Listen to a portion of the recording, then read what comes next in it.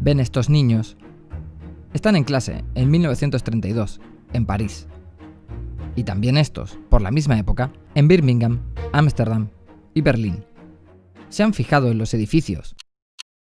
Todos tienen ventanas enormes, o directamente muros abatibles. Son las conocidas como escuelas al aire, también llamadas en la época escuelas antituberculosis. Instituciones especialmente diseñadas para prevenir y combatir una pandemia que venía asolando muchas grandes ciudades durante el siglo XIX y principios del XX, y en las que, como en París, llegó a ser la causa de la muerte de la mitad de los jóvenes fallecidos en todo el siglo XIX.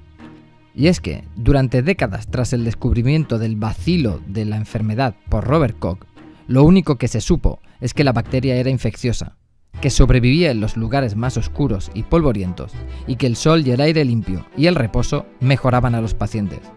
Por eso, todos los grandes arquitectos y diseñadores de la época se lanzaron a diseñar hospitales con ventanas más grandes, sanatorios con enormes terrazas, viviendas elevadas para huir de los gérmenes y muebles aerodinámicos donde el polvo no se pudiera esconder. Y así nació la arquitectura modernista, el gran ejemplo de cómo las pandemias han dibujado desde siempre la forma de nuestras ciudades.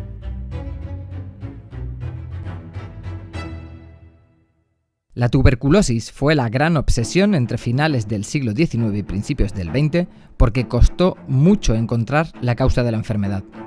Era una de esas enfermedades desconocidas que se propagó por toda Europa desde finales del siglo XVIII y en torno a la que se construyó la teoría de la transmisión por culpa del aire sucio que había en las ciudades. La teoría predominante era la miasma, la creencia medieval de que la enfermedad se propagaba por el contacto con ese aire malo. Así que la única recomendación para la mayoría de casos era salir a la montaña y tratarse al aire limpio. Y así fue hasta 1882, cuando Robert Koch identificó el bacilo causante de la enfermedad y se descubrió que era contagiosa y que era capaz de acumularse en las zonas de polvo. Entonces el foco pasó a las casas. Eran las casas las que estaban enfermas. Los primeros protocolos recomendaban a los pacientes que al llegar a casa se eliminaran las alfombras, las cortinas, se encalaran las paredes, se abrieran las ventanas y se eliminara todo lo que acumulara el polvo. Con la idea central del saneamiento de los espacios para combatir la enfermedad, los arquitectos modernos empezaron a hacer edificios blancos, con grandes ventanales, con terrazas para tomar el sol, para hacer ejercicio. Echamos las ciudades desde muchos puntos de vista, pero una de las cosas que se tiende a olvidar es que las ciudades realmente están hechas de capas y capas de respuestas precisamente a epidemias, a amenazas de enfermedad de todo tipo. Y lo que es muy interesante es que estos arquitectos, como Le Corbusier, como Gropius, como Neutra, como todos ellos, constantemente hacen referencia a la tuberculosis. No es que digan, es que nos gusta más así, no, están diciéndolo. La arquitectura del siglo XIX es como un viejo sofá lleno de tuberculosis, o hay que levantar las casas del suelo con pilotis porque en el suelo húmedo es donde nace la enfermedad. Los modernistas querían crear ambientes curativos, limpios física y simbólicamente, de enfermedades y de contaminación.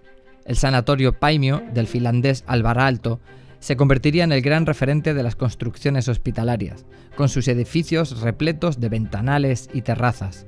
Mientras, Le Corbusier diseñaba la ultramoderna Villa Savoye, pintada de blanco clínico, con habitaciones suspendidas con pilotis sobre la tierra, para huir de los gérmenes de debajo.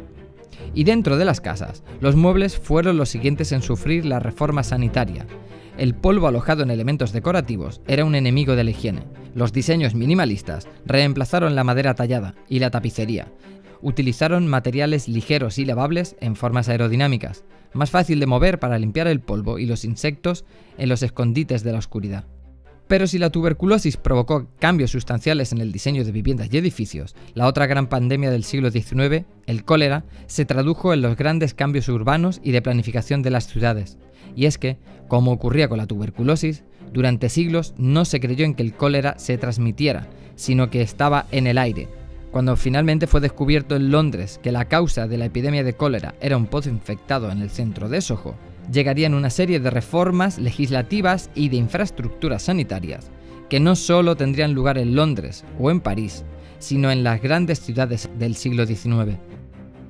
Incluso cuando Le Corbusier, en términos de la ciudad, propone cortar el centro de París y extraerlo en una especie de operación quirúrgica, habla de este París histórico, tubercular Paris, París tubercular.